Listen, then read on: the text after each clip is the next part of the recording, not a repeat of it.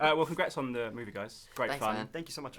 Really enjoyed it. I was going to ask you both. You've both been in projects that had sequels. Obviously, you were in Bad Neighbours 2. Right. You possibly with Zombieland, which I hope Right. you do one day, maybe. Oh, thanks. Were you at all hesitant going back to this because the first one had done so well and so many people had enjoyed it? Yeah. I mean, I think we were hesitant also because we weren't sure when we were making the first one how it would turn out. We weren't exactly sure what the tone would be. There was a kind of strange and unusual mix of humor, of drama, of suspense, and of irony, and also kind of theatricality. We didn't know how that would all blend together. Yeah. Yeah, and we think we kind of got lucky. So when they pitched a sequel, I think rightly so, we were all thinking it's going to be really hard to do that. This is not like a straight comedy where we just know if something's funny or not, or a straight action movie where if the thing flies off the cliff, it'll be exciting for the sequel. So we were really hesitant, and they, in truth, wrote several drafts of the script that we thought were not good, and then finally, settled on one, 6, 10 drafts in, I don't know how many, of different premises, different characters, different storylines that we felt was not only worthy of a sequel, but maybe even possibly better, and we thought it's worthy of doing it now, and we were all really excited.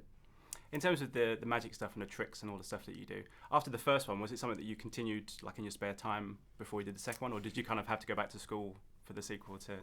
We didn't really do it in our spare time in between the movies, but then we had about a week of rehearsal where we got to meet up with these incredible magicians and essentially go through magic camp. And that sounds maybe a little more glamorous than it actually was. It was basically us in a white-walled room, gave us stacks of cards and said, learn as many tricks as you can within this week. And so once we were actually filming again, we kind of dove back into that world where we would, go home and practice certain hand dexterity tricks that look very simple on camera, but take, hours and days and weeks to perfect. Like, for example, I learned a trick where I can kind of propel a card into the air and then catch it in my mouth. Like, it's on screen for 2 seconds. I probably spent cumulative 12 hours learning how to do that. So Yeah. I was going to ask you about the vault sequence, which is my favorite sequence in the whole cool. movie. How did filming wise and getting it correct, did that take you a long time to get right? Yeah, this is like the sequence in the lab. Yes, yeah. Yeah, we spent a week filming that scene, right? Yeah, it's Or like that whole sequence. I don't know, yeah. is it a 2-minute sequence? Maybe. Is it? I mean, yeah, we knew from the script that this is the best scene in the movie. Yeah. And it has to be great. And so we rehearsed for a while. We rehearsed the exact moves, and then within the choreography, we not only rehearsed, kind of the macro choreography, but we rehearsed every single move. And then we had special equipment made for some of the little moves. Yeah. I think one of the cards goes through Woody's sleeve. There was special equipment made for that.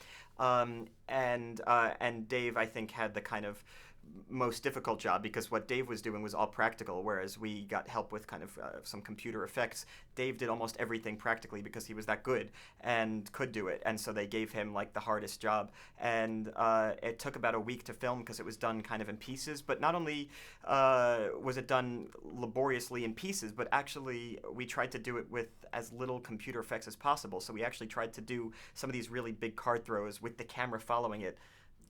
Realistically, these are things that are kind of really hard to do, and I don't know how many wound up in the movie practically and how many shots wound up, but with the computers. But there was a real attempt on the part of the director John Chu to kind of try to make it as realistic as possible. I haven't got much time left, so I'm going to try and get some information about upcoming projects. Yes. I've heard about a third one of this possibly happening. Hopefully. So I wanted to ask you about was the Room movie that you and your brother are making, which is fantastic. Yeah. And then you still have your hair. Right. Anything you can let me know about Mr. Luthor? Because I massived enjoyed your performances. Oh, thanks a lot. I'm doing a play here, and when the play ends, I'll start on that because they're filming here in London. Yeah. So, yeah, I'll get to stay and keep my. And that room project for a lot of cinema fans. I mean, that's the best bad movie there is. Exactly. We're still shocked that anyone let us make this movie based on The Room, and I saw a cut of it recently, and I'm very, very hard on myself, and it turned out good. It really did, and like Now You See Me, it's a tough tone to pull off. It's like it's comedic, but it's also very tragic. And you want to do the whole story justice. You want to do these characters justice. You don't want to poke fun at them. You want to play it straight. Yeah. And my brother, who plays Tommy Wiseau, like, he should win many, many awards for this performance. Yeah. You've got a huge cast as well. You know, Bryan Cranston. Yeah, Zach Braff. yeah. A lot of people. So one benefit of shooting in LA is that you can ask your friends to just pop in for one scene, and it's not a big deal. And so we had so many incredible cameos. And again, it's like, it's shocking just how many people you find out like adore this movie, The Room, which is known as the best worst movie ever made, and people are just like they jump at the opportunity to be involved in anything revolving around that movie. Yeah. I can't wait for both. Great, Thank thanks you a so lot. much for your time. It's been Thanks a amazing lot. talking to Great, you. thank Thank you so much.